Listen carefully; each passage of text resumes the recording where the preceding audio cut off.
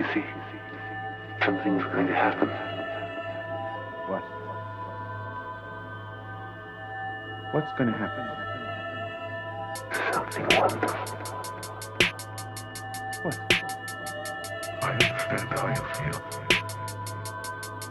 You see, it's all very clear to me now. Howdy, folks. Your host, Double J, back here, coming at you live from my studio/RV dining room just outside the city of Little Port-au-Prince, formerly known as Springfield, Ohio. And I will be your pilot and navigator for this shenanigan infused journey into the mind of this particular garbage can dude. And joining me here tonight, folks of the interwebs, is Nick, host of the Occult Rejects. We're going to be talking some Harry Houdini seances and how a tale I like to call when Harry met a crack addict. And basically what I like to argue is that perhaps Harry Houdini did come back from the dead to speak to the living, which was kind of the legend of Harry Houdini that we'll get into here. But he had a dying wish of burning all of his magical memorabilia and properties, and Harry's brother sold it instead of burning it as Harry demanded.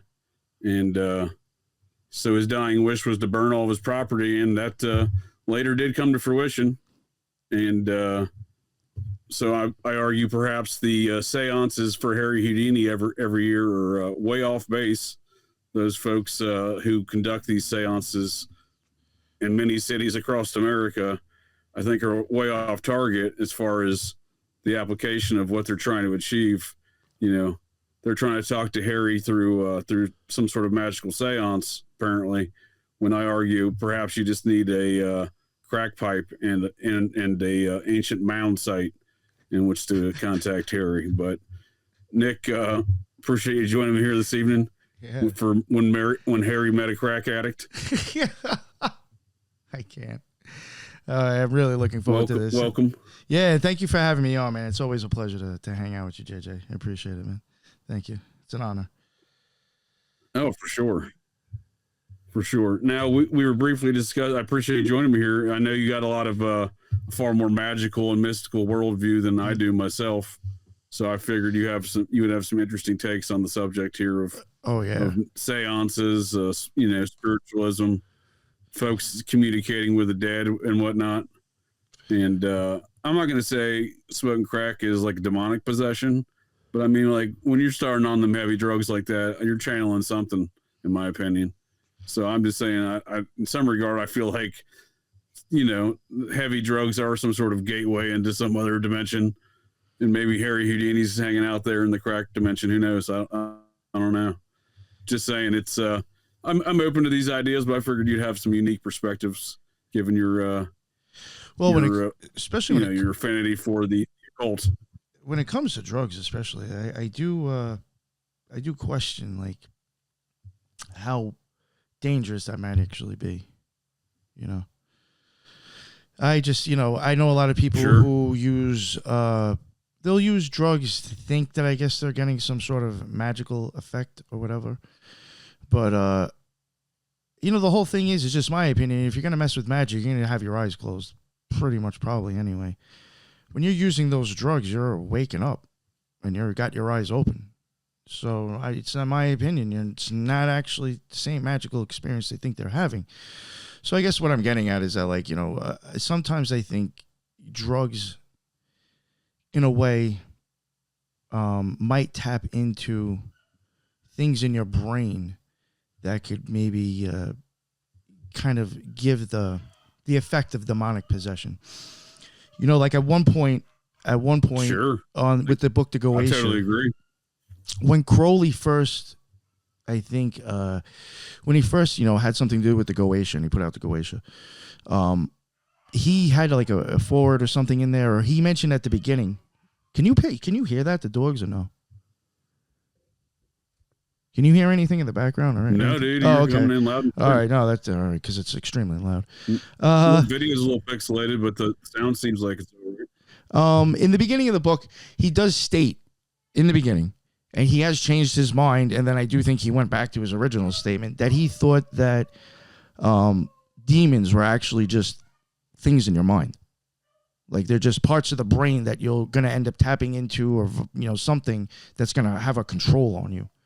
So I think drugs, in a sense, like what you're saying, you take a crack hit, it's going to probably give you some sort of feeling, some vibratory effect inside your body that's going to affect your brain and probably make you act fucked up.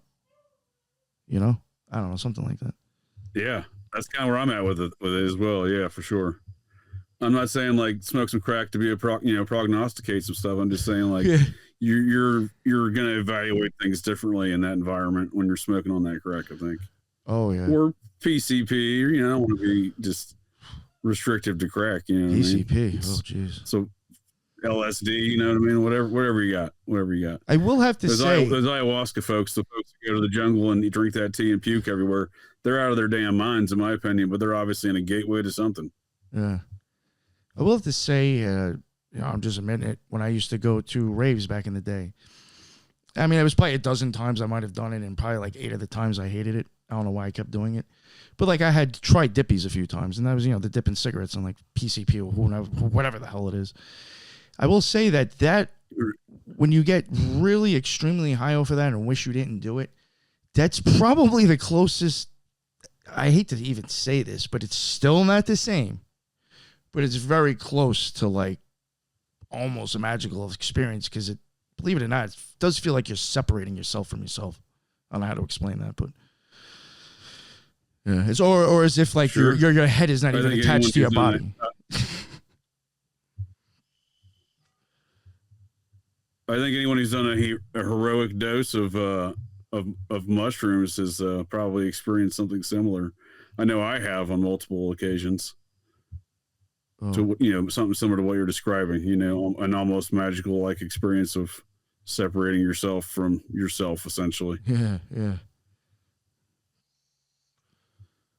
I've never smoked crack. I can't speak to the attributes of that experience. However, I can say that I you know, during my years as a law enforcement officer, as a patrolman, I definitely encountered a lot of folks on crack in and around Dayton, Ohio. Heavy crack cocaine operations to their Freeway Rick Ross. That was his like Midwest distribution point at one point in time, was Dayton, Ohio, according to, you know, his own words. So I'm just saying, like, very crack heavy throughout and around Dayton. And awesome. I've always thought, I'm like, wow, these people are in a different, they're not in this universe, whoever this person is I was dealing with, you know what I mean? The crack addicts and whatnot. Definitely saw some of them out in Detroit. Well, yeah, Detroit's got a lot of that activity. I mean, Detroit's the perfect experience, like perfectly encapsulates my opinion of America, because in just 70 years ago, Detroit was the wealthiest city in the world, and look at it today. It's a fucking post-apocalyptic nightmare. Yo, I will say that was the one thing that really blew me away, is that, like, I expected it to look worse, I guess, in different ways.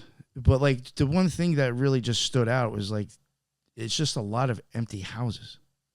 There's hardly nobody even around. Oh, yeah. It's like blocks. Dead. The whole block is just blown out and empty. Yeah, but, like, even when you go into, like... I'm not going to lie to you. I remember going to what's that? You came in broken on there. Oh no, I talked over you too there, Nick. What'd you have? Yeah, just like even going out like into like even the city, or like, you know, out into a major area, there's like nobody even like in the streets. And if there is, you know, they're fucking got no teeth and they're fucking smoking crack. Yeah. But like there's really nobody around. People that are in the streets you don't want to talk to. Yeah. Their fucking jaws going a mile a minute. Shit. Cops drive by, look at you funny, like, what are you doing in this neighborhood there, white boy? Yeah. I was actually up in Michigan, just south of Detroit there, like River Rogue as it is. And I definitely got some cop kind of pulled through there. I was at a gas station filling up, you know, the dispensary was nearby that I was visiting.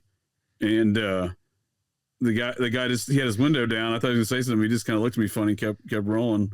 Like he's like, what? He's like, kind of gave me a look like I wouldn't be pumping my gas out here at 8:30 at night. You know, it's a white fella kind of look. You know what I mean? Yeah. It's like wrong neighborhood, buddy. Keep it moving, kind of look. I mean, I've gotten a look before in other towns. I'm just saying, like, you know, but that's kind of Detroit. It's like it looks like a normal spot by night, or by day, but nighttime the crime rate does, according to the statistics, there does significantly increase. It's pretty bad. I mean, it's not Chicago bad, but you know, Chicago's not nearly had the downfall the city of Detroit has, sadly. Oh yeah. And quite honestly, I was there in like 1992. I think the first time I went there, as about an 11-year-old, I went on like a baseball MLB stadium tour one summer. We went to Detroit, and I swear to God, it looked like it was a scene out of RoboCop. You know, like with the trash cans burning on the corners, like down by the old Tiger Stadium. I was like, the RoboCop movies are accurate. This place is a fucking dump. You know what I mean? And it's gone downhill since then. So I'm just saying, like, no offense to Detroit, but you know, it's a great metaphor for what America's turned out in the last 70 years. Because again, Detroit used to be the wealthiest city in the world, not even like 70 years ago. It's wild. Really? But Detroit's where the Houdini tale really starts, especially with the seances and the death. Because Harry Houdini, the world famous magician, which I would actually argue was some sort of spook. Because, you know, he was kind of famous for going to all these, putting on these huge, like 1910s, 1920s, the whole vaudeville era of Hollywood is what he was kind of the star of. And he'd go around the world and put on these magical displays and performances. And it just seems like a great cover for a spook. You know, he's like, oh yeah, I'm going to go lock myself in this trunk for the next 6, maybe 7 hours. You know, meanwhile, he can just like escape underneath the stage or wherever else he escapes from the trunk, right? Whatever other trick he's got up his sleeve.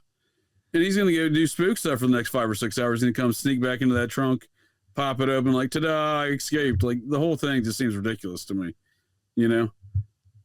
Well, what do you, I think he's a very, what's that? I'm sorry I even have to ask this, but I'm not even sure what you mean by the stuff that he was doing. Like, what's spook stuff? What does that even mean?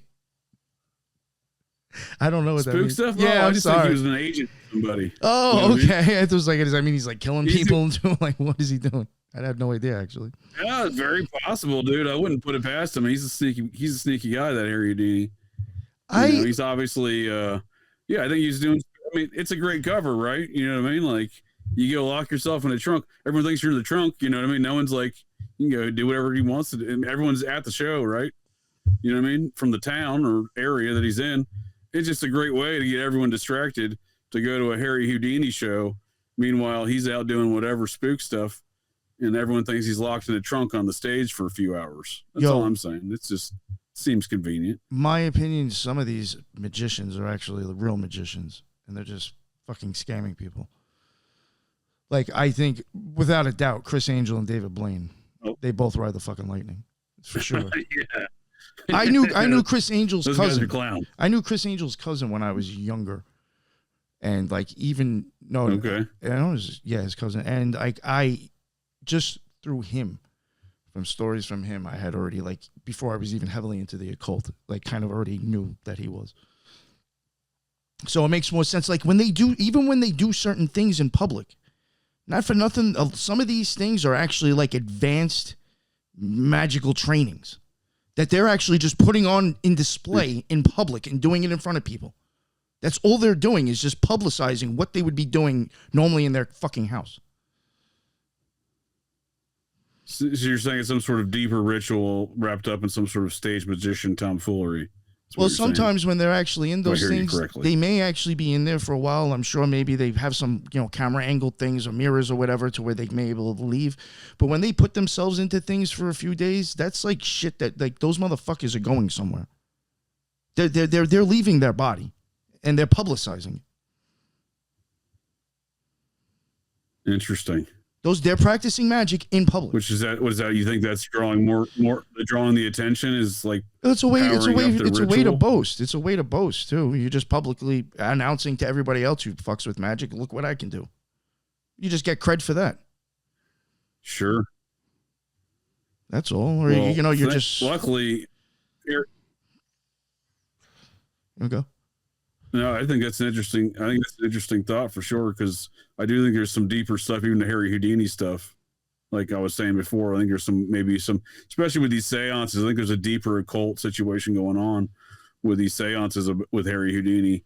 But luckily for Harry Houdini, they didn't have cameras in those trunks that he would lock himself in, 100 plus years ago. So he could sneak off and do whatever kind of spooky activity he wanted to. I'm just saying, I just think there's a deeper story to Harry Houdini. He was obviously one of the early kind of Hollywood stars, the vaudeville stars. He went on these vaudeville tours. Big, these were huge acts. These were bigger than Michael Jackson. You know what I mean? At least, yeah, that kind of star-studded, grabbing attention. You're right. Yeah. That's a good way to put it. Yeah. But yeah, so Harry Houdini died in some weird circumstances, like blown out pancreas or something. At the time, his act had transformed into him getting shot by cannonballs in his stomach. So he'd go on stage and then have someone light a cannonball, and he'd just stand a few feet away and get shot with a cannonball. Yeah, it's kind of ridiculous because he's doing that. But before the show in Detroit, Michigan, back on almost 100 years ago, 98 years ago, October 31st, 1926. Yeah, some dude apparently backstage comes up to him and just punches him in the gut. And then like 2 hours later, he dies of like a blown out pancreas or some nonsense. It just sounds ridiculous. Dude's taking cannonball shots on stage somehow, right? He's at least taking some sort of shots to his stomach, and some dude backstage just is going to punch him and he dies. Like, given the nature of what I think Harry Houdini really was, I think there's a lot more to that story. Yeah, that sounds. But yeah, he died in Detroit. Long before Detroit died, Harry died there, back in 1926. Damn. Yeah, I didn't know that. And I have a quick video here. I got teed up regarding these. I actually have two videos. I have one video, just that I found in the Library of Congress, just to speak to the kind of the Americana nature of Harry Houdini. He's a Polish fella, or not Polish fella. He's a Jewish fella born in Hungary, but he came to America, became an American. I'm just saying he truly is an American story, the story of Harry Houdini, I think. And in the Library of Congress, they even have recordings of these seances. I just think these seances have become a big part of Americana as well, the legends of America, if you will.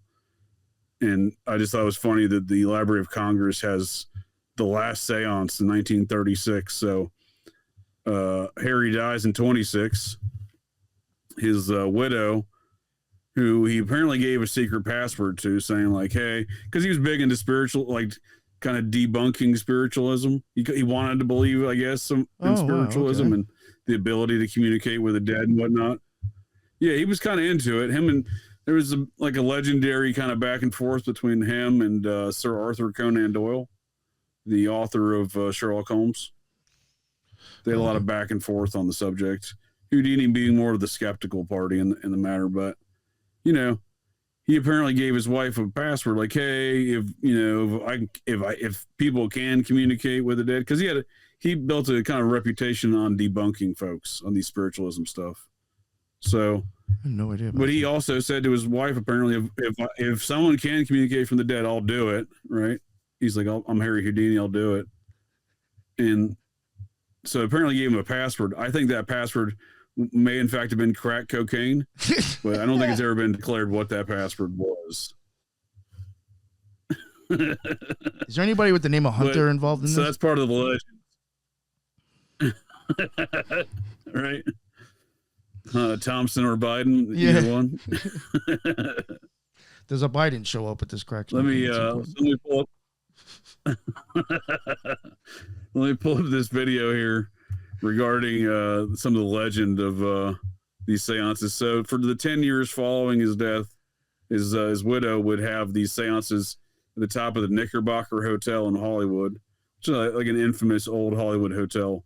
It's probably some sort of crack cocaine den now, but at one point in time was a nice establishment where all the, the famous old school Hollywood actors, even up to like the Frank Sinatra era of Hollywood, they would all frequently hang out at the Knickerbocker Hotel. You can probably get cracked in now. I don't know anything in around that area of Los Angeles. From my experiences, it's all pretty shit on the sidewalks, kind of crackhead like environment. So, but one point in time was nice. And back then I used to do these seances after Harry's death on top of the hotel there. And the last one was in 1936 because his wife died apparently thereafter. And no one did these seances for about 10 years until a group of magicians out of Detroit, I believe, started the seances in 1946. So, but this clip here, I got it was out of the, I found it, like I said, I found it on the the Library of Congress, which again, I thought was interesting because just the Americana aspect to the situation. Because it's kind of a funky, the whole, I don't know, again, I don't have that much of a mystical worldview, you know what I mean? Like, you have a far more mystical, magical kind of worldview. Nothing wrong with it. I'm not denigrating it whatsoever. Oh no, I know. But like, you're good. What are your thoughts? What are your thoughts on spiritualism and like the ability to talk to the dead through like a seance or something like that? Is that something you think is possible in the world of? Is that something in the world of the occult that's like, is that something that's accepted as possible? Oh yeah, in the world of the occult, it's definitely accepted as real and possible. When it comes to that stuff, even from like, experiences that I've had, I really, I do believe it's possible. Sure, I think to an extent, but I do also wonder. I really don't know what to say about it because I really have no experience with it. But I also do think in like some scenarios, I think people are either being fooled anyway, and it's like fake, or like something else is going on and the people really have no idea. You know what I'm saying? Like, I think like, again, because magic, in my opinion, magic is completely misunderstood. Is what we think is seance is even true? That's where I'm going by that. You know what I'm saying? If we don't even understand, if the public for the most part is totally ignorant to what magic really is this their idea of a seance even correct? That's what I'm trying to get at. No, I'm tracking. Yeah, and like even for me, they're doing the wrong stuff. You're saying. Yeah, or just like what we like, us thinking that they're contacting spirits isn't even what it's about, but for some reason that's what we believe. Sure. Yeah. Or another interpretation of that is they shouldn't be doing seances; they should be smoking crack cocaine. Exactly.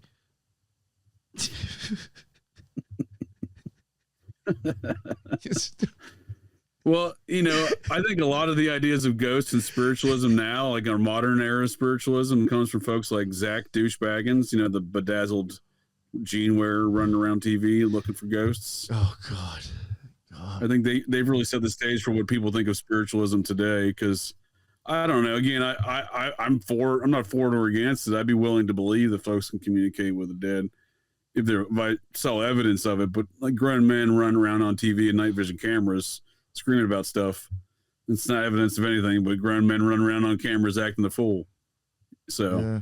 I'm open to the idea. I just think the idea of spiritualism has gotten even more bastardized from the Houdini. Well, that guy's Sir Arthur Conan Doyle days. Listen, I'll watch the show because I think it's a shit show. I do watch it, but I'm telling you, yeah, because I think it's a shit show. But in my opinion, the guy's a total hack. I hate to say it. I know people will get upset about that or into paranormal shows, but the guy's a total fake.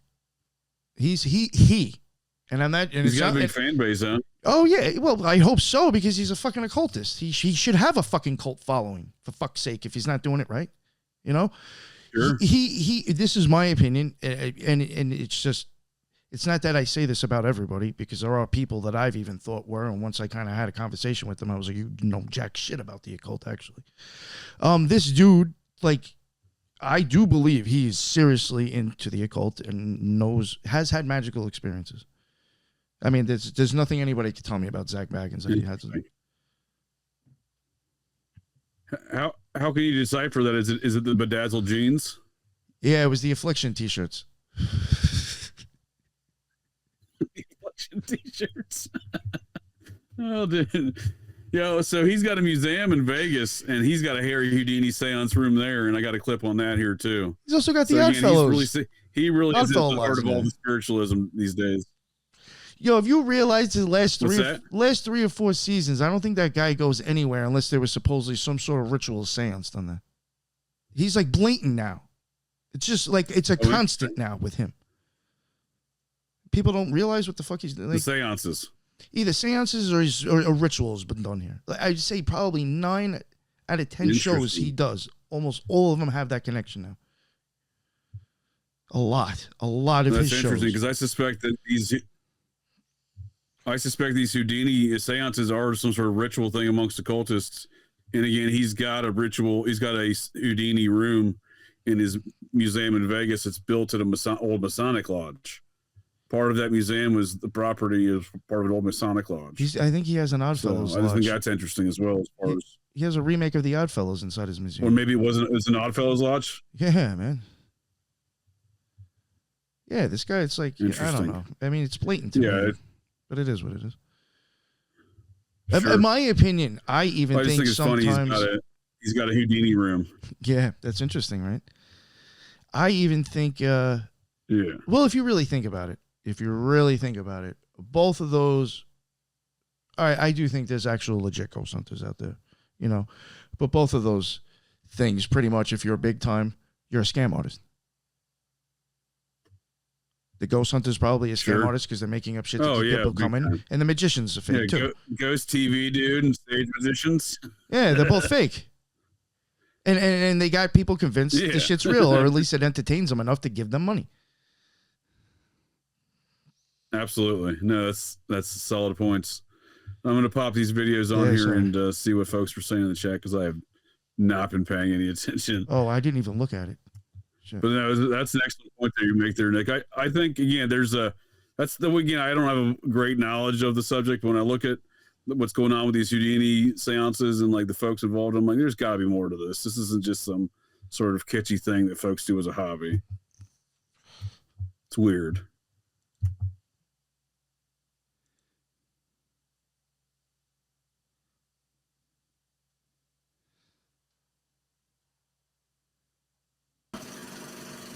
That noise. Yeah, so this is the video documenting the final seance in Halloween of 1936, the final seance that his widow Bess did. They have an audio of it. It's kind of wild. Those of you that have grown old in the mysterious laws of spirit land, we greet thee. We have gathered here at the appointed time. We have complied with all. Yeah, so that's, apparently I got some photos of that situation. They sit around a big table, hold hands, and then chant in that kind of tone. That was the shtick for like 10 years on top of the Hollywood Knickerbocker Hotel. Formerly a nice place, now likely a crack den. However, I did not hear any crack cocaine being consumed in that audio clip. So, again, I think these folks are doing it wrong. Doing it all wrong. I'm done with you. Doing it all wrong. Yeah. The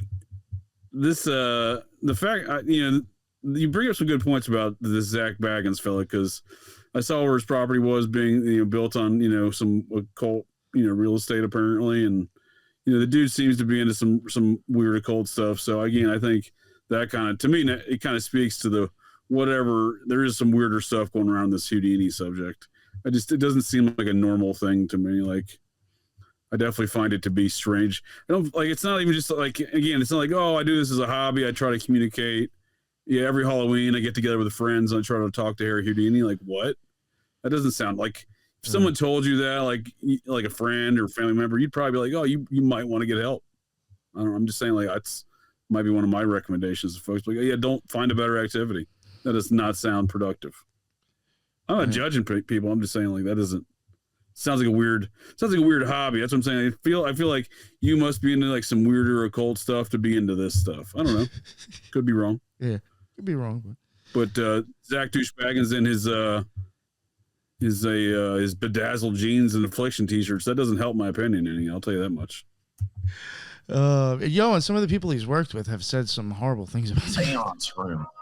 Houdini, the world-renowned magician, actually died on Halloween of 1926.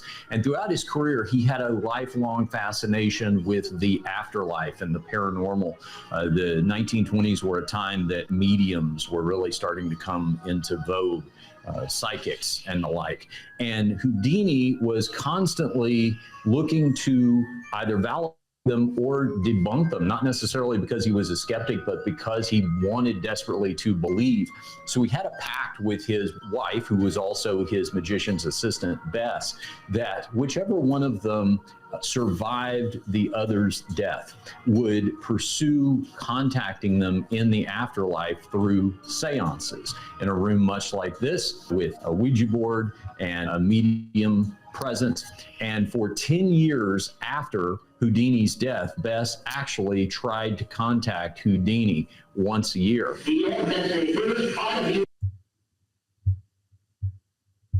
Yeah, I don't know who Zak Bagans' manager is there, but he looks like quite a character. You had a good explanation, though, of the Houdini seance situation. You know, the real interesting thing about it, too, is like, I knew of people doing that stuff on Halloween because they believed that the veil was thinner. So it's like, now if you want to like resurrect this guy on like the day of his death, I mean, how convenient is that? It's on fucking Halloween as well.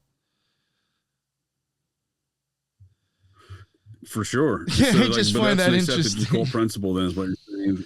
No, I just find it interesting. I mean, who's to say they weren't faking deaths back then? I don't know. Well, there was a lot of that faking. That was kind of the thing. There was a lot of money to be made on the faking of spiritualism acts. Well, you know, like the debunking of them for Houdini, for that matter. You know how easy it was to get away with, probably faking a murder back then. I mean, what techniques? Oh yeah, for sure. People fake their own death all the time. I'm sure. All you do is move down the street. Next town over, 2 towns over. This is before Social Security cards, driver's licenses, digital footprints. In some circumstances, birth records. Folks are still writing stuff in a Bible, like born on this day. Like, okay.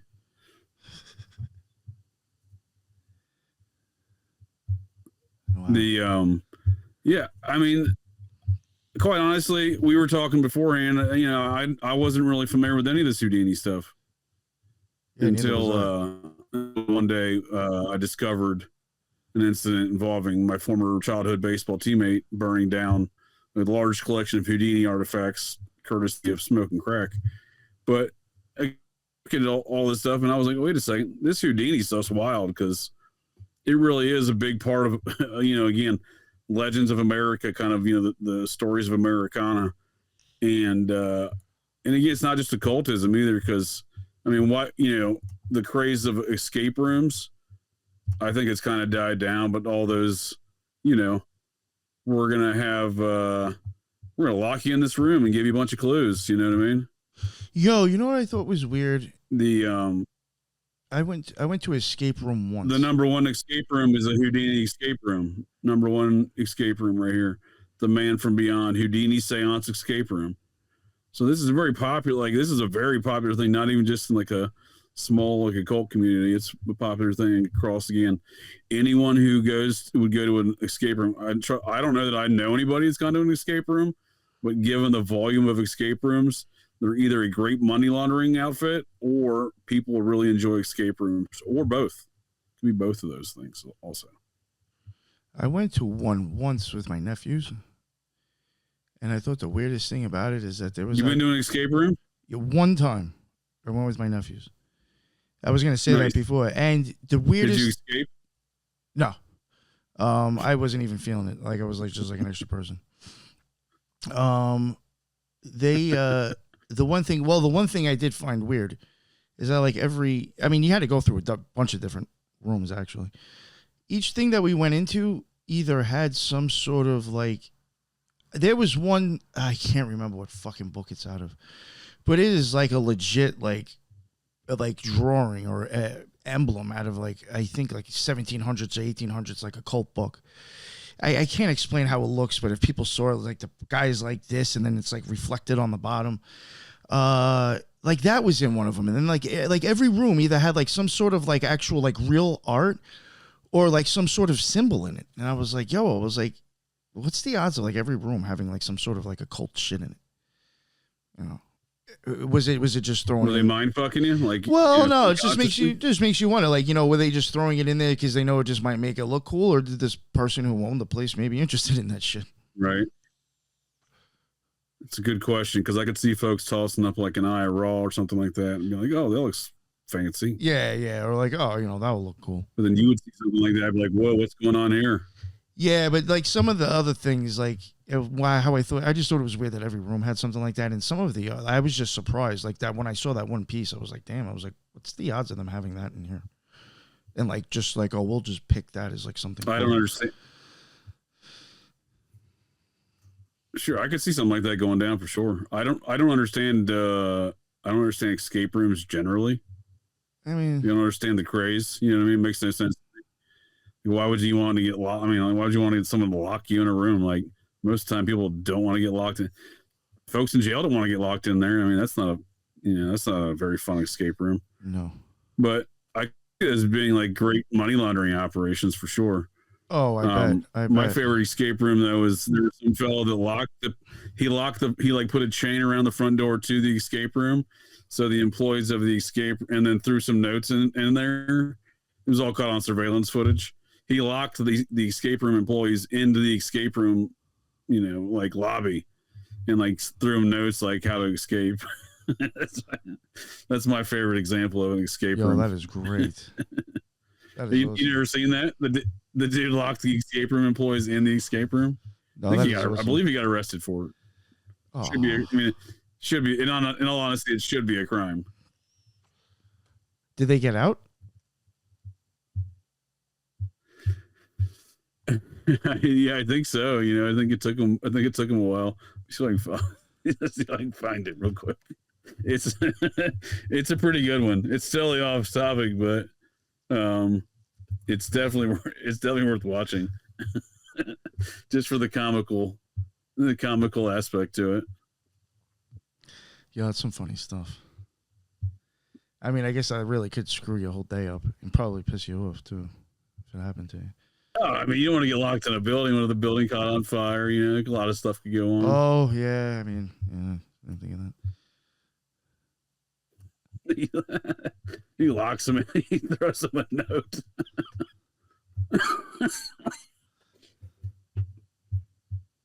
I mean, that's my favorite. That's my favorite escape room experience. And the guy's clearly a psychopath. They definitely got him on camera. Clearly, it's not a good crime. He was known to the company. The assailant was known to the company, and he had done this before. So this wasn't his first time. He really did not like escape rooms. This guy. That is funny. That is awesome. Wow. Right. Bugged out. They buy all crazy like that. But aside from the Houdini escape room being the most popular one in America, the Houdini seances, apparently, like I said, you're in Detroit right now, and again, that's where the story kind of starts off. Where Houdini died there, October 31st of 26, Halloween of 1926, and then started doing some seances. They were, like I said, his widow did until 1936, but then it went. Apparently, no one was doing them for the next 10 years. And then, according to the official Harry Houdini Historical Archive website here, it says, then in 1946, a group of magicians in Detroit decided to hold a seance to mark the 10-year anniversary of the final Houdini seance of 36. The seance was the idea of Carol Fox, a popular Detroit magician who would appear on the Ed Sullivan Show and became known as the King of Corn. So this fellow is obviously a stage magician, but I wonder, I couldn't really find any more information on the identities of the other magicians. I mean, there was a couple, but I couldn't find out if they were into occult, like any of these occult organizations that I could not decipher. But I do wonder if this was all some sort of occult, some sort of magical wizards, mystical wizards organization that decided to get involved in rehashing this Harry Houdini seance every Halloween. Doubt that. I mean, like you said, that'd be a great way to cover it up. In my opinion. Go ahead. What were you saying? I know it's like a good way to like kind of be able to do something and like brag about it or put it out in public and like get away with it. Because it's like you're using it just to like for a different reason. It also seems like getting attention is very important in magical ritual business. 13 magicians. So apparently the 46th. What's that? Yeah, they had 13 magicians. The Mystical Order of Magicians of the Orient, MOMO. Yeah, yeah. So, like I said, the names of these 13 magicians from Detroit, yeah, they're public, but I couldn't really decipher if they're a member of these organizations. However, that was 46. So in 47, yeah, 47 apparently is according to the official Harry biography here, records of his these seances, according to the historian of Harry Houdini. The publicity did not go unnoticed by other magicians, and the following year in 47 saw a boom in Houdini seances. That's what I'm saying. This seems like this caught on really fast overnight. Like there's more to it. And especially when you have the Mystical Order of Magicians of the Orient, otherwise known as MOMO. They held a seance in Japan that garnered news as far away as Massachusetts. I don't know. There's something else going on there if you ask me. Yeah. Sometimes sometimes I think things will be in the public and it will be misunderstood, but occultists and magicians will like understand what's being said or done. And then it's like they kind of like bite on that or kind of ride that. They know wave. the code. Yes. Yeah. That makes sense to me. Sometimes I just Googled the Mystical Order of Magicians, and the first thing that came up was the Mystical Order of Magicians of the Orient. Oh, I didn't write Orient. The first thing that came up was the Mystical Order of Magicians escape room. I'm like, no, I don't want any more escape rooms. That's funny. Another escape room. Because I don't know who these people are. The Mystical Order of Magicians of the Orient. They sound like they got a fancy name, right? I love it. But I've never been able to find any information on them. The first thing that comes up when you type that into Google, and I just wanted to double check so I wasn't talking on a turn, because it's been a while since I've looked at this organization. And the first hit you get is the OTO. So I don't know if this is somehow some Orient contingent of the OTO. I think it very well could be. Google seems to recognize it as the OTO as the first hit. I don't know. There's not a lot of information on these Mystical Order of Magicians of the Orient. And then, I mean, I'm sure you know, Nick, that doesn't necessarily mean they're of the Orient. I feel like folks just like to throw that on there, right? Like of the Orient, or like or like the way they're Grand Lodge using of Freemasonry of the Orient. I think is out of the way they're using it might be completely different go ahead. too. You know what I'm saying? Like Orient might be something right, not like a physical. It could be for gematria reasons. It could be all sorts of reasons why they're using that word. You know what I'm saying?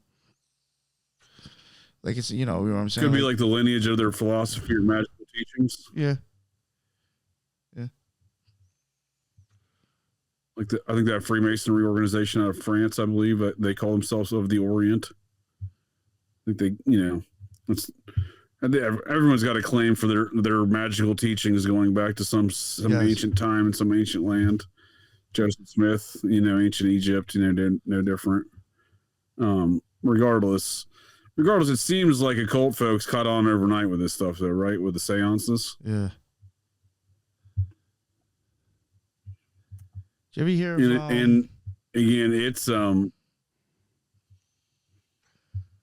What were you saying? What's that? I can't remember the name of it now. I was going to ask you. The Council of Nine, I think it might be called. I know that's totally off topic. That was like... the Council of Nine. Yeah, that shit was weird. It's the alien seance. And it's weird how like somebody there who was like associated with that was from Russia somehow was associated with... oh, God, who's the guy who shot Kennedy? What's that? Who was the guy who shot Kennedy again? Damn. You talking about Andrew Harge? No. Oswald. There was like some Russian lady, I think, that was associated with the Council of Nine that was also friends with Oswald. Somehow. It's like so many weird connections. No, it was a blue blood lady. Oh, maybe. It was a blue blood lady. And I think a lot of this spiritualism has been very popular, pardon me, in New England area. So that seance you're talking about was in Maine. And I don't think spiritualism has left a lot of the New England states, because I know Vermont had they were huge. Vermont, the Hudson Valley of New York, that was all kind of, that's obviously not New England and New York, but right on the border, they all had a huge spiritualism. Like that's kind of was the epicenter of the spiritualism movement. So I don't know that it's ever really left that area, because the ones you're talking about, that was the 1950s. But if anyone can go to the Hollywood Magic Castle today in Los Angeles and reserve a nice 4-course meal, I believe it says here, and a seance that goes with it for dessert. Oh, how nice. It's the Houdini seance room at the Hollywood Magic Castle, which I believe is a magic like stage performance type of deal there. But apparently you get dinner and a seance. Bottomless red and white house wine. Which again, what's that? The bottomless red and white house wine. You get that as well. Don't forget that.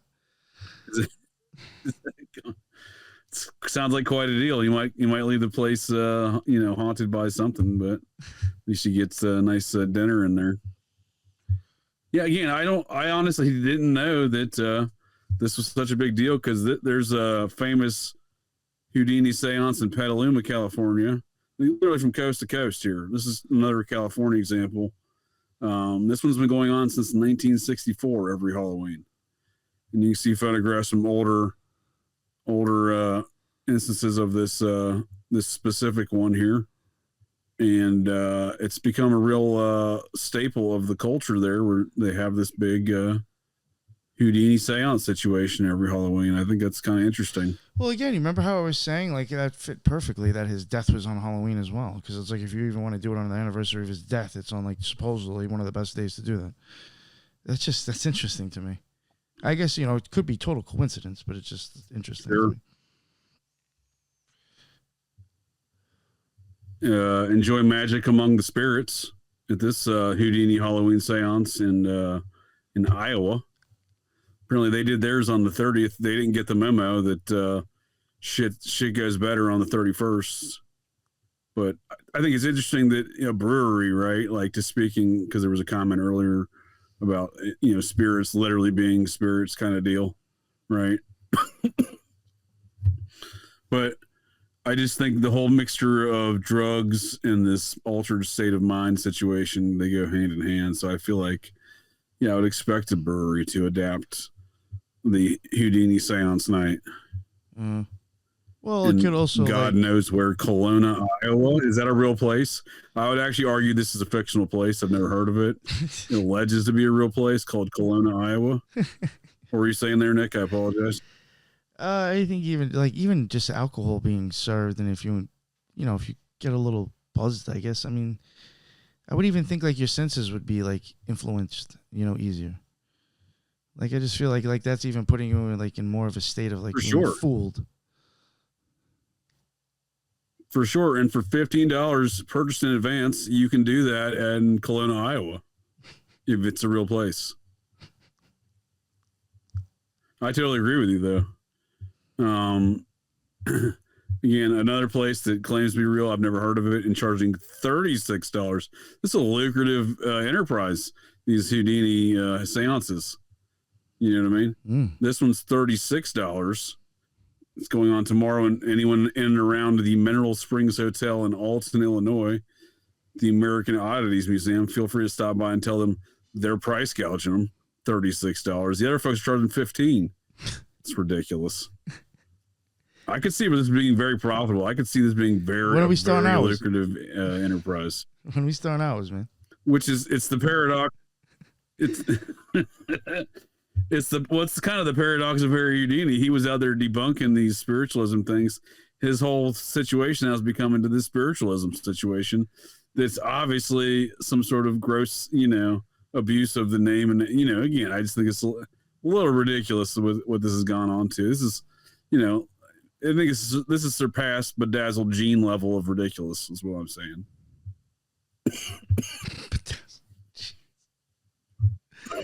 Pardon me, I'm coughing like crazy. Zach and his clothes. Oh.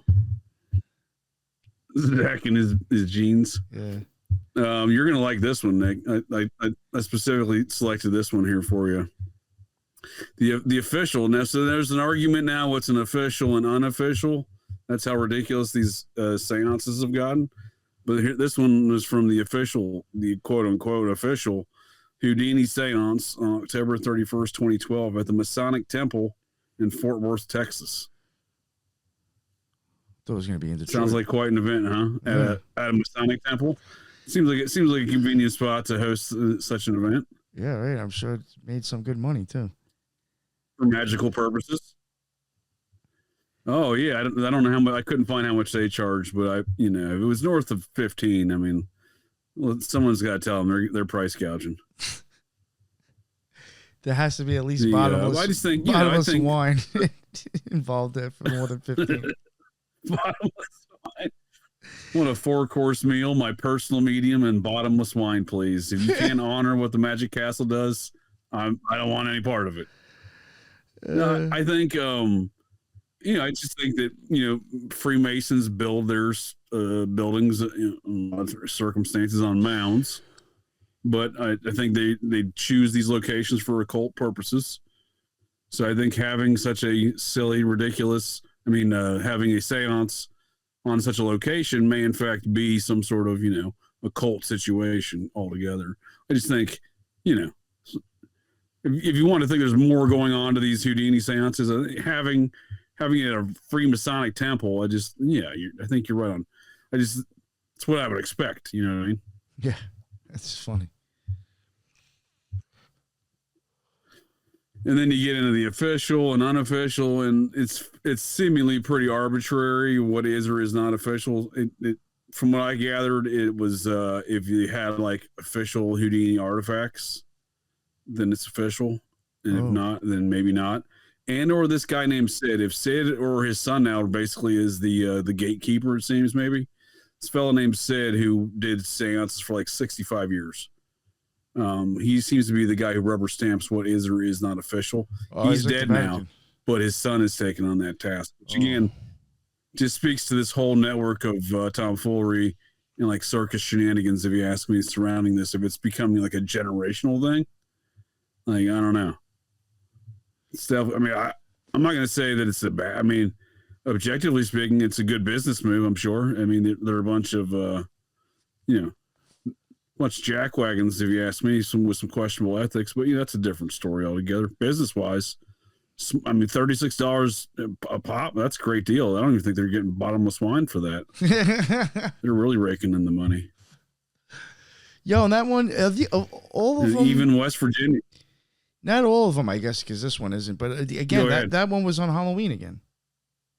I bet you a lot of them are on Halloween as well, too. Yeah, a lot of them are. A lot of them are. This one's far more festive affair. They have a Houdini seance at the West Virginia State University Capitol Theater in wild and wonderful West Virginia. And this one's got more of a performance. It's an evening that recreates the elegance and mystery of a classic Victorian seance. I would almost argue this is more of a ritual than the other ones. Like, what are they doing on stage to the people in the audience is what I'm asking. Go look at this guy. Hosted by, what does that say, Professor Sinister? Oh, come on. Exactly. I was going to point out the same thing. Look at this character hosting it. I don't trust it. This guy doesn't look trustworthy. Oh, jeez. I wouldn't even trust him with a bag of potato chips, let alone a seance. It's like such an edgelord. I don't know. I feel like this one, while not on Halloween, just seemed creepier to me. Yeah. Well, or I would wonder, is like the whole lot of thing West Virginian folk believers. Is this like a play and people are just taking it as real too? You know what I'm saying? Like, is it actually all scripted too? And it's like an act. Like maybe it's an actual act and people just go into it. You know what I'm saying? Like, you never know. It kind of seems that way. Yeah, like it's totally fake. I'm sure. Yeah. Well, yeah, but I'm just saying, like, what are they doing to the audience? Oh, yeah, sure. Like, what is the audience being subjected to? Yeah, no, I get that too, for sure. Like, if they're actually doing some sort of thing, like, who knows? Could they even be using especially the with energy that Professor Sinister fella? He didn't look. I mean, just by his name alone, he looks sinister. Holding up his little thing. It's not fooling me with that name. Not fooling me with that name. I'll tell you that much.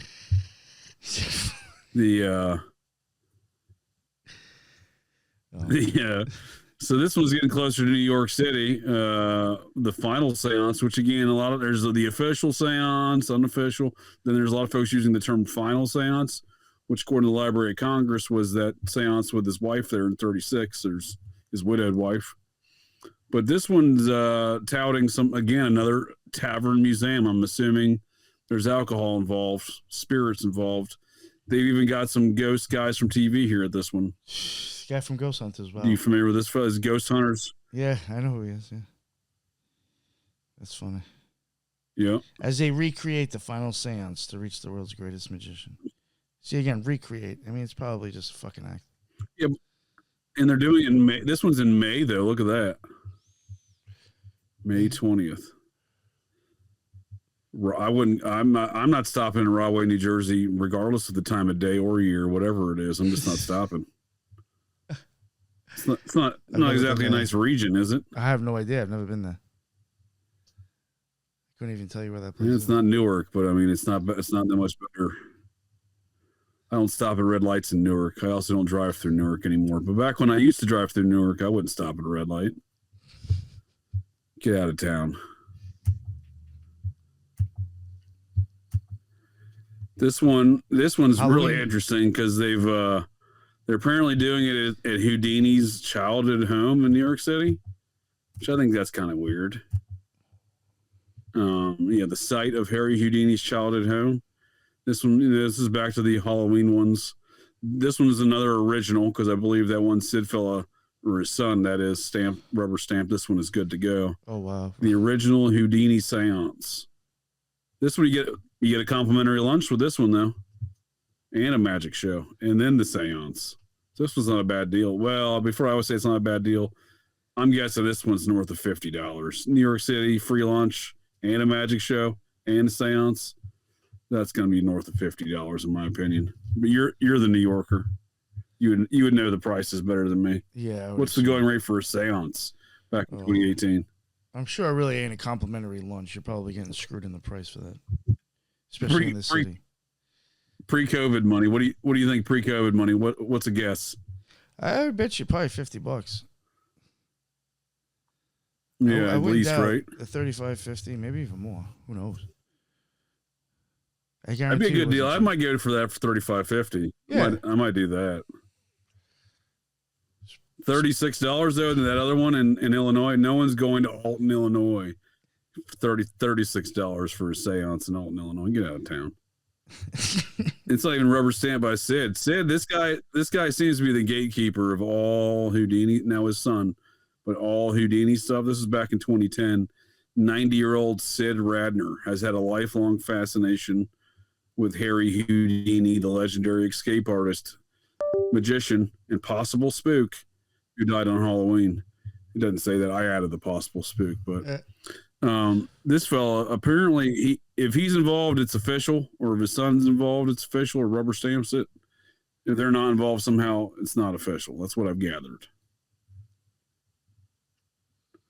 Which, it speaks to an industry, right? Like, you got the approved industry, then you got the black market. Did Sid approve this? And then if Sid didn't approve it, you're dealing with a black market Harry Houdini seance. And I'm just not sure that's what folks want out of life. Black market Houdinis. Doesn't it seem weird though, this industry that's around this? They have like a gatekeeper and stuff. Yeah. I mean, this just adds another level to like shenanigans, as you would call it. I do find this silly. Yeah, big time shenanigans. I mean, really? That's why you gotta like, kiss the fucking ring or some shit. And like get his blessings. Yeah, it just seems like people are fucking with folks over this, right? Like, I feel like there's this is like, I'm not going to accuse the Jesters. I'm just saying like an organization, I can see like an organization like the Jesters, a Freemasonic order, right? Like you have to be part of the Freemasons to become a Jester, right? Yes. Is that how it works? Yes. Yep. So I could see an organization like the Jesters, like, let's play a joke on everybody and let's pick something like Houdini's seance. Because again, it caught fire so fast. It died for 10 years, 36 to 46. And then from 46 on, it just overnight, it was just, I feel like somebody had to be behind that I would blame the Discordians, but they're not around yet. You know what I mean? I'm just saying like an organization like the Jesters, something like that. I feel like it might have been like involved in like perpetrating this. It was like a correlated effort between people to pop it, get it going at that time again. Yeah, I hear what you're saying. Yeah. Well, I mean, yeah, and I'm sure they created a mechanism in which to make a profit from it, right? $36 a pop. I mean, that's a pretty good profit, especially for Alton, Illinois, wherever that is. But I guess the real question about Houdini, he really did seem to want to know. This was a Houdini poster from I don't recall what year. We'll call it before 1926. October 31st, because that's when he died. So before that date, could have been September of that year. I don't recall which year this was, but he was very involved in doing these debunking spiritualism. This one was entitled "Do Spirits Return?" Houdini says no and proves it. Well, he didn't prove it until later, I don't think. And I think the answer is spirits might return. But this is what he was involved with just prior to his death. So this is very much what Houdini came to be known as. He was the escape artist, the magician. Right there, it says right here on the poster, magic, illusions, escapes equal fraud, mediums exposed. So he's out there exposing folks for doing fraud stuff. Oh, that's funny. Largely around spiritualism. I just think it's interesting that that's what his whole circumstances become with these seances is like, in my opinion, a bunch of fraudsters just making a bunch of money off it. But I think it's a more organized effort, not necessarily franchised, but in the sense kind of franchised, if you will. Like you said, like you kind of were saying before, Nick, folks who know what's going on just kind of pick up on it and run with it, type of deal. Yeah. That's kind of how I view this. So then, like, I view it like the 46 magicians in Detroit were like, they did this thing, and then like those 47 mystical magic guys from the Orient, like they're like, oh, well, we recognize the hallmarks of what's going on here. We're also going to cash in on this. Right. Kind of like that's a lot of how I view it. A lot of monetized YouTube channels with the Kohlberger case. Very similar, right? Very similar business model, at least, right? Yeah, very similar you're business right the wave. Exactly. Yeah, I just think it's kind of the paradox of this has become, because he was trying to debunk that stuff, and now that's what his kind of legend has become, is this spiritualism debunking situation. But again, he did have a dying wish here, and it's not the first time. There's been numerous weird fires surrounding the Houdini situation, including the mystery of whatever his mansion is in Laurel Canyon. So Houdini allegedly had a mansion or stayed at a house and stopped by a house for an afternoon. There's so many different tales regarding Houdini in Laurel Canyon, but numerous of these properties that were allegedly attached to Houdini, they burnt down under weird fires. One of those is been rebuilt in its own today, and it's the official, back to the official and unofficial nonsense surrounding Houdini. The official Houdini mansion in Laurel Canyon is owned by the none other than the Process Church's Rick Rubin. Wow. When I say the Process Church's Rick Rubin, he produced that Skinny Puppy album, The Process. Oh, so interesting. I just presume by that virtue, nature, he's probably a member. Probably gets the newsletter. They even admit that album was based off the Process Church, Skinny Puppy. So I mean, Oh, there's no secret to it. Yeah, it's absolutely not. Yeah, and he produced Blood Sugar Sex Magic in the Houdini house with the Red Hot Chili Peppers. So, there's a lot of weird stuff going around this Houdini subject in Laurel Canyon. And occultists, because for years it should have, it's one of those things where like, oh, wow, that should have been way more obvious, but it wasn't. Like the title for the Red Hot Chili Peppers, like major album, Blood Sugar Sex Magic. Like, yeah. I was familiar with the topic of sex magic. I was familiar with Crowley, but never really put two and two together for a long time. Like, oh, wait a second, there's something going on here. Yeah, and then you're like, wow, this was rather blatant. Yeah, it's pretty. Well, I'm a tardball. This is pretty obvious. Yeah. Yeah. So the Houdini mansion is where they were staying and recorded that with Rubin, I believe, is how that story goes. But Rubin being the guy who produced the Process, that's why I call him the Process producer. Again, I presume a member, probably gets a newsletter, that kind of thing. But a lot of weird fires surrounding the Houdini situation.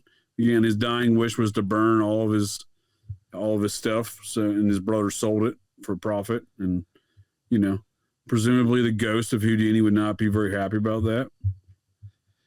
And one of the major fires at Houdini Museum occurred back in 95 in Niagara Falls. Here it says I have a great picture of it here, but this is the official Houdini publication, Houdini Historical Center. And it says here, back in May 1st of 1995, Niagara Falls fire results in major losses for magic history. In the early morning hours of Monday, May 1st, fire caused extensive damage at the Houdini Magical Hall of Fame. Sounds like a magical spot. In Niagara Falls, Ontario, Canada, although the press has made much of Houdini's wish that his memorabilia be burned after his death, the fire resulted from causes that were decidedly not supernatural. Yeah. Was it crack cocaine? Because could have been crack cocaine. I think they claimed that it was an electrical fire, but nonetheless, maybe they did. Maybe they did it. Maybe they did it just to steal the shit. Yeah, maybe the electrician was smoking crack cocaine and hooked the wires up wrong. Crack struck again for Houdini. But nonetheless, it seems like a weird fire where they did lose a lot of the Houdini memorabilia in this fire. What a coincidence. Oh, wow. Yeah. Oh, a lot of his tech was used in spycraft. That's an interesting comment there, P. Thomas. So espionage community probably wanted to destroy it after they got copies.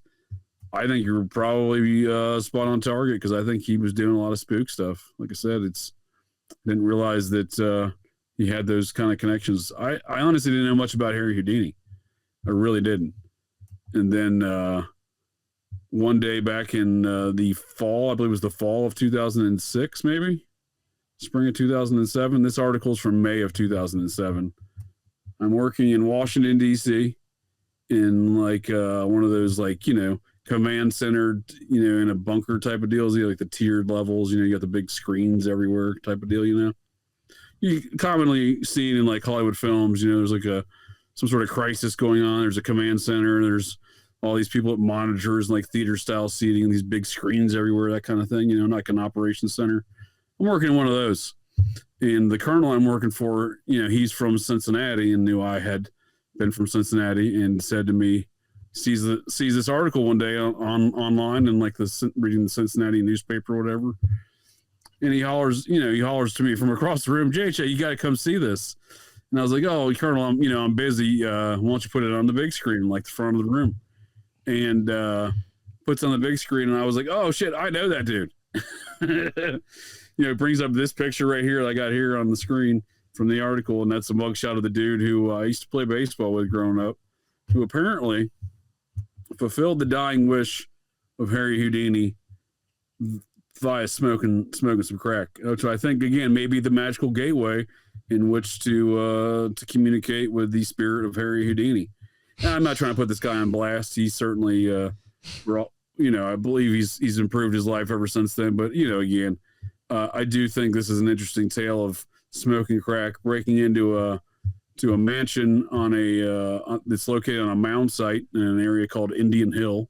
It's not just a fancy name; it is full of mounds. It's a very exclusive enclave of the city of Cincinnati. He breaks into the place, right? So smokes some crack. According to the to his own lawyer, this was a total random act of drug-induced delusion, resulting, unfortunately, in the destruction of somebody's home. And there was a lot of stuff in that home, including roughly it says damage of $350,000 of damage into the property, including Dr. Randall Wolf's collection of Houdini memorabilia. So he's quoted by the prosecutor as he lost everything. This was one of the largest collections remaining of Houdini's artifacts. And again, this fellow smoked some crack, may or may not have communicated some sort of magical or mystical way with Harry Houdini, courtesy of the crack, and found himself breaking into a random home. No reason why, apparently no knowledge as to why he's doing that. Somehow gains access to the garage. Frederick, who had parked in the garage, fled so quickly he drove through the garage door, trailing parts of it. That's how he got busted down the road, pulling some of this garage door behind, stuck to his car. And the cops are like, wait a second, that looks weird. And like, hey, what are you up to? And he's all cracked out because he had just been lighting his crack pipe after he broke into this house. Out of a garage. And smoked some more crack. He lit a box of paperwork, hoping that would somehow help, right? That's what it says. The flames quickly got out of control. And the whole place got burned down. It went quick. I can't. It's too funny. I'm just inferring, instead of these weird seances at $36 a pop, I'm sure, I don't know what the going rate of crack cocaine is these days. I presume it's cheaper than $36 a pop. Get some crack cocaine in you. May or may not need to involve the Mound location. That remains to be seen. Maybe, I'm just saying, if folks want to talk to Harry Houdini, this seems like the most logical, reasonable way to do it, in my opinion, based on the results. We've had 100 years of seances. No one's talked to Harry Houdini. This dude smokes some crack. Suddenly carries out Harry Houdini's dying wish. I'm just saying we shouldn't rule it out. That may be the way to go.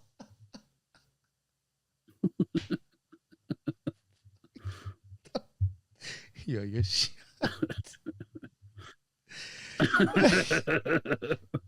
Fuck, I was in the OTO for how many years? I just smoked some crack.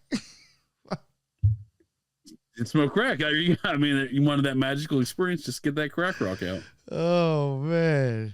Yo, that I would love to maybe the CIA knew this and that's why they were forcing magical experiences on everybody through the crack cocaine epidemic. Oh. Forced initiation. Yo, right? Huh. Yo, it's this guy's story. I wish there was like a video. That magical drug experience we were talking about before, right? Yeah, for sure. Yeah, right. Oh, go ahead. No, I was just saying. I wish there was like video of this. Like, I would love to see like what this guy was doing in the garage. It's so bad. And like see him like go through like the garage and like the actual part of the garage on the. Come on. I mean, like, how big was the piece? How long did he drag it for? Yeah, right. It is. Like, there's so many more questions I have on this. Did he go blocks? Right. Was it a few houses? Like, how long did it take? And how big was this piece he was dragging? It was like totally cracked out of his mind and like went like a mile with this thing. I don't know the exact location, but given that's an exclusive enclave of Cincinnati, that's not behavior that's accustomed to that neighborhood. So it would stand out. You can drive through some parts of Cincinnati with a portion of a garage door. You probably drive through with a whole garage door dragging behind it. No one's going to say a damn word. But you drive through Indian Hill like that, you're not going to get very far. They got their own police force, the Indian Hill Rangers. not to be trifled with. Very serious about their jobs. You would imagine he really and very serious about keeping the riffraff. Sorry, go. Out of the rich folks neighborhood. No, I was just saying, very, very serious about keeping the riffraff out of the rich folks neighborhood, i.e., folks dragging garage doors down the street after they burglarize the place and burn it down while smoking crack and communicating with Harry Houdini, possibly. Yo, imagine he really did, and it's like one of the rare times it actually happened, and Harry Houdini's like, yo, really? This is the mofo that got me here. This is who you guys sent? This is who you guys sent to talk to me? Yeah. I've been waiting 90 some years to talk to somebody. You guys sent this guy. Yeah. All right. Fucking great. It's like, oh, I see the world's gotten better. Maybe Harry doesn't realize. Yeah. Maybe Harry doesn't realize what crack cocaine is, or that's the way that folks communicate with him, because quite honestly, I don't think crack cocaine existed when he died. So he's just sitting there basically on the other end of a phone, like waiting for someone to call him. He just doesn't realize that instead of a quarter getting dropped in on the other end, you just got to smoke some crack rock. Yep. But Harry doesn't know these things. This is amazing. I feel like this has gotten very pro crack rock, and I'm not saying that at all. I'm just saying, like, if you're so inclined to try to talk to Harry Houdini, that may be the route. I don't recommend it, but yeah, right. You got like a better not summon me back from the dead. I'll be pissed for sure. Sounds like a demonic way to get summoned back from the dead. That's a good way to put it too. Instead of talking to spirits, summoning back from the dead. Mofo asks you for money and everything. It's like, yo, before you go, you got $5, right? You got $5. That's fantastic. I might want to talk to you again later. Right. Come back when I need Mo. Yeah, well, I need more crack so I can talk to you again. I don't know. What do you think? You think there's some weird occult stuff probably going on surrounding this Harry Houdini seance business? Well, I mean, a lot of it could, purely be like, whatever show or whatever. But the whole thing, like, again, for me, it's just like it's, obviously Halloween is just known as a good day to do it. So, like, could it just be a reason that you want to do a seance just to see if you can do something, and Harry Houdini's the reason or cover? It just seems, or is it a thing that is it a thing for just to make money? You know what I'm saying? Like, was the whole idea purely commercial, purely capitalistic situation? Yes. To where even Houdini was involved in it.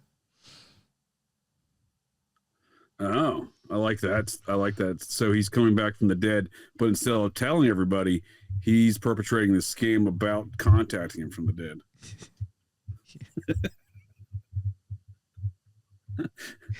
Something along those lines. Yeah. Everybody else was a scammer except for him, right?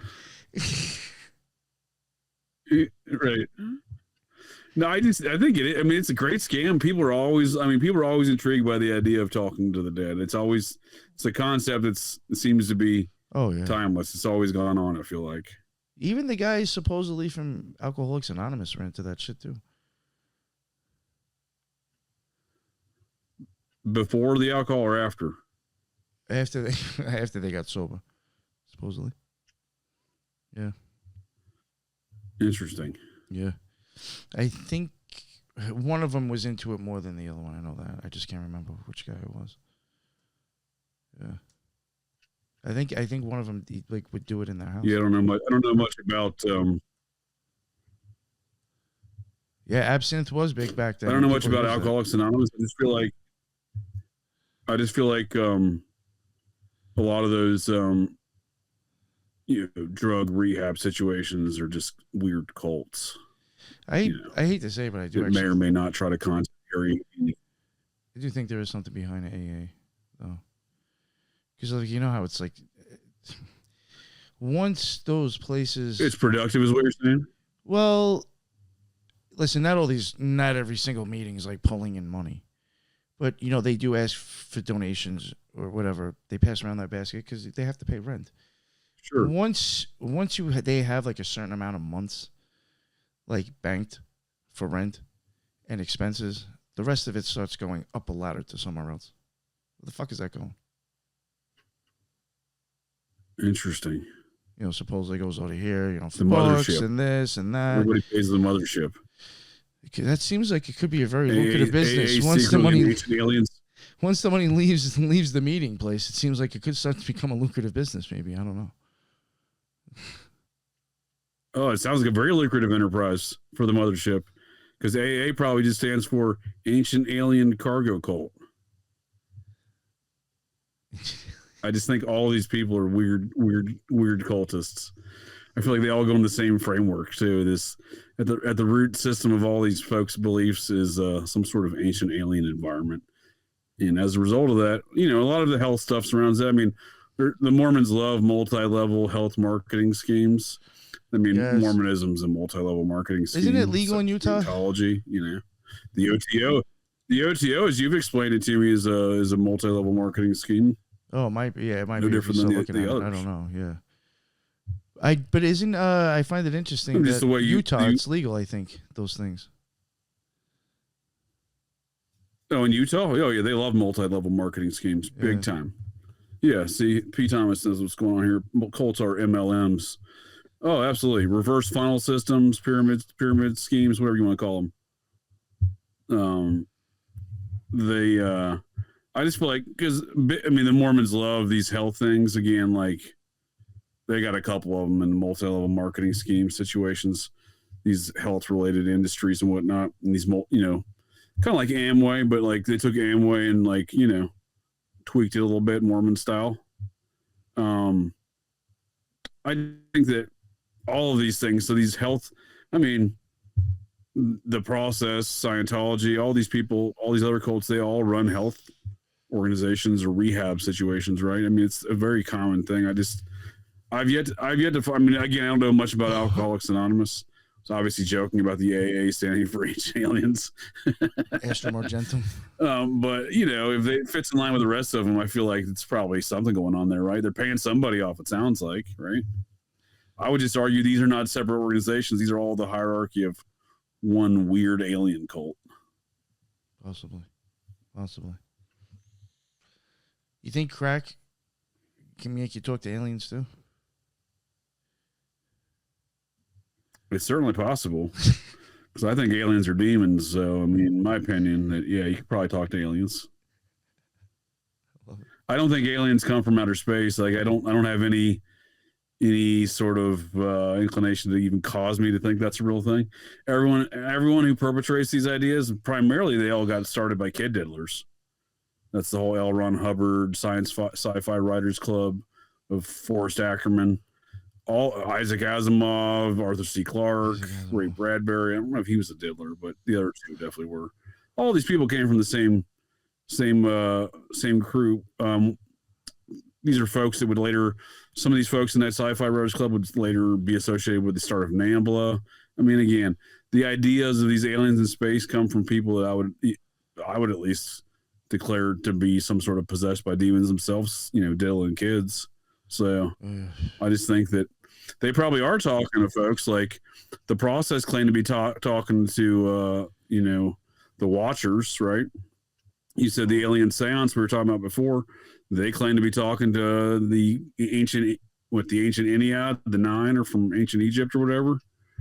And that's a concept that seems to permeate through Michael Aquino's Temple of Set. He's got something called the Council of Nine that seems kind of, you know, in that same vein. I just think a lot of these groups have these same shared concepts. Tom Cruise is an alien guy. He's an alien guy that likes to play a tall guy in Hollywood films that knows how to fight. He's probably shorter than me. That's who Tom Cruise is. Oh, well, I think you probably are taller than Tom Cruise. Yeah, that's what I was hoping for. Name a film where he doesn't play a tall guy and knows how to fight. I mean, because even in Born on the 4th of July, before he got blown up, I mean, he was a tall guy and knew how to fight.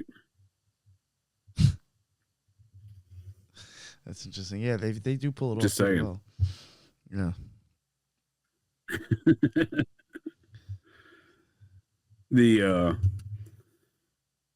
Well, you got any parting thoughts here, Nick? I appreciate you joining me here tonight to get a little GCD talking Harry Houdini seances and crack cocaine. Yo, definitely, it's definitely an interesting story on how he died, like you said, and like the amount of money that's to be made after his death to contact him. It's just, and Halloween, perfect, Very interesting story. Oh, yeah. And that last tale, just, that was the best. The garage door, the crack and everything. That topped it off. Perfect way to end the show, really. The bad Hollywood stuff. Yeah. Narrative.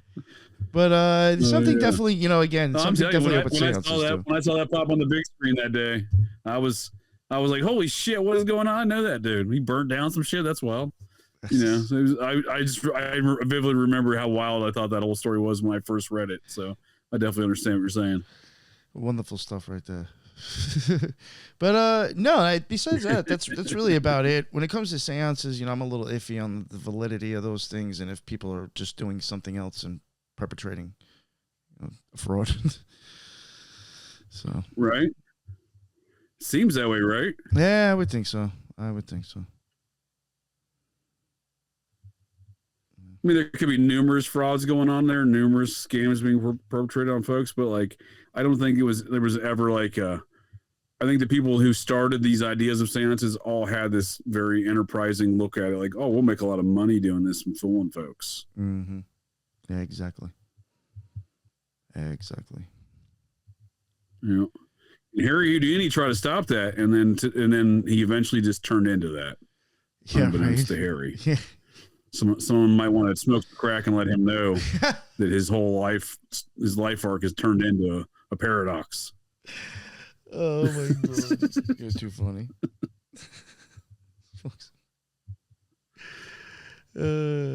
All right, dude. Well, you got anything you want to plug? Anything? I know you got like Occult Rejects stuff. You're always popping out new shows, interesting discussions, including one you were telling me about before the show. You had recently an occult author on it. Definitely had some interesting stuff to say. Oh yeah, for sure. Yeah, go check out the Carl Abramson show that dropped it was probably like a few weeks ago. Definitely some real deal occultist, I believe. He came across some well-known people and just has some interesting things that he's done and people that he's met. I highly suggest to go check out that episode. But besides that, just nice. the Occult Rejects, the Occult Research Institute.org. We got a bunch of people on there. JJ's on there himself. Some of the things that he has covered. Tons of info on there. Tons of great researchers and great info that they put on there. It has really nothing to do with me. It's really the work of everybody else. And again, just the Occult Rejects on all major podcasts, BitChute, Rumble, and YouTube. Nice, and I have your link tree in the comments already for this show. Perfect, thank you. I appreciate it. Anything else you're working on over there on the Occult Rejects? Anything pending you want to? I see you do some good video in Detroit. Speaking of Houdini's death scene, while you're in town, maybe they got a Houdini death site. I don't know. Oh, yeah, I have to check it out. But yeah, I am out here. I'm doing some filming. Maybe you can do a seance there tomorrow night. I don't have the crack though, so he ain't gonna show up. Damn it. Yeah, but no, I did film some stuff out here. I did film, and I sent up the drone. I sent up the drone, got some good drone video. I did get some video of a bunch of stuff out here, and I am going to Hollow Wicked tomorrow, so I am going to try to film some of the outside of that and see if I can get away with filming any of the show. And then on the 7th, I'm going to see Ouija Mac and W.O. Trill in Rhode Island, and that I'm going to be trying to film some of that as well for them, if I can. So, yeah, I do have some, I guess, on the streets type stuff that might be coming out. Really, basically just me. It's not really the Occult Rejects, but, we'll be putting stuff out like that. Nice. Well, we also have another request here for how about another Sam Untermeyer show? I think you have some of that planned, right? Yeah, that is something that I do want to, I do have eventually, the idea of doing these things is probably getting pushed back like about a month or so. But there is stuff that you're involved in, JJ, where we would be covering Untermeyer Park.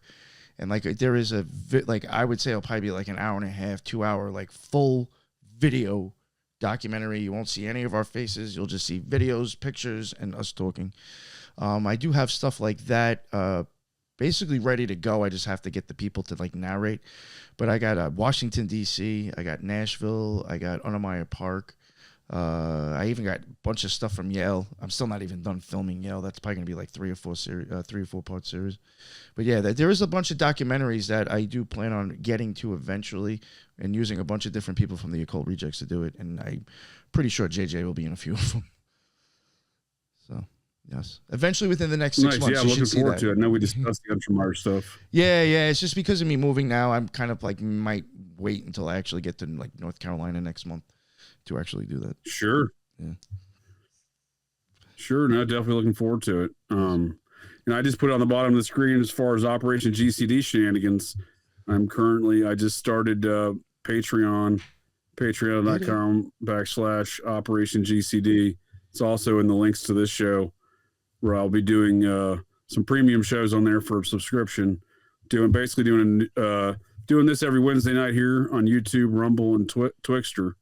But I'm also doing a podcast every 10 days to the 10th, the first of the month. Basically every 10 days starting here tomorrow. Be getting a new premium Operation GCD shenanigans on patreon.com there. So definitely folks want to subscribe there if they get double dose of the Operation GCD shenanigans there.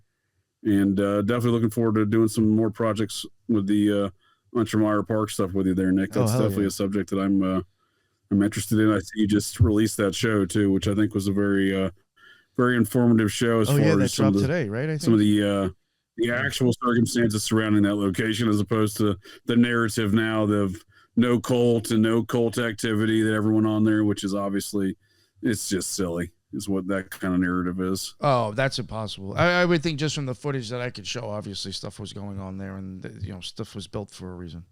I mean, that's ridiculous. Yeah. Oh, it certainly has some intent for sure. Very occult architecture there. All right, dude. Well, yeah. You got anything else there, Nick? Nope, I'm good. Anything else you want to? Any closing comments here before we end the show? No. Well, thanks for having me on, and it was cool to see some regular names in the chat. That's what's up. It's nice to see some people here. So, thank you. Yeah. Yeah, for sure. I definitely enjoyed some of those comments. There was a couple ones that really cracked me up too. So tomorrow will be the first Patreon Operation GCD show. It's Presidential Assassinations Meme World 2024 edition. It's basically where I tell a tale of how whoever's planning these attempts on Donald Trump's life is stealing the plans from the plot lines of mediocre Hollywood films. And that's where Meme World 2024 is, where what used to be fiction or even meme is now reality here in good old Meme World 2024. But yep, thanks for joining me, Nick, here to get a little GCD, and thanks to the folks at the interwebs, and have a hopefully a crack-free Halloween, and maybe you can still talk to Harry Houdini. I don't know how that works.